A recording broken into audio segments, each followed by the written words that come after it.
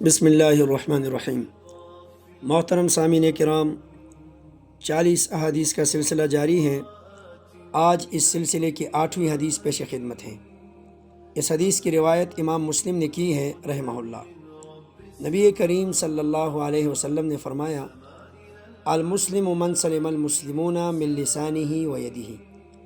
مسلمان تو وہی ہے جس کی زبان اور ہاتھ سے دوسرے مسلمان محفوظ رہیں۔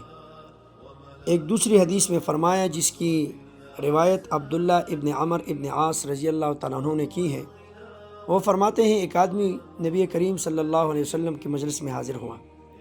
اس آدمی نے پوچھا کہ اے اللہ کے رسول، ای المسلمین خیر، مسلمانوں میں سب سے بہترین مسلمان کون ہے؟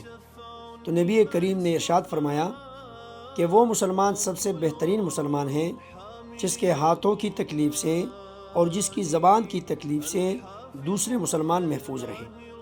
سامعین کرام، زبان کی تکلیف جیسے کسی کو گالی دینا، کسی کا مذاق اڑانا، کسی کی غیبت کرنا وغیرہ وغیرہ، اور ہاتھ کی تکلیف کسی کو مارنا پیٹنا، کسی کا مال چوری کرنا، کسی کو قتل کرنا وغیرہ۔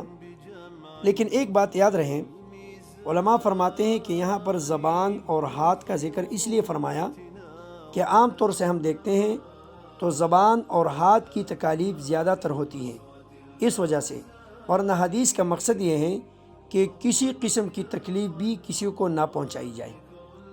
اور دوسری بات یہ ہے کہ اس حدیث میں مسلمانوں کا ذکر فرمایا۔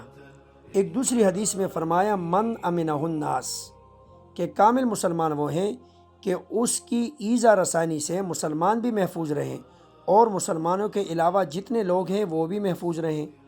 تو دونوں احادیثوں کا حاصل یہ نکلا کہ کامل مسلمان وہ ہیں کہ جو کسی قسم کی تکلیف کسی کو بھی نہ پہنچائیں۔ اللہ عمل کرنے کی توفیق عطا فرمائے۔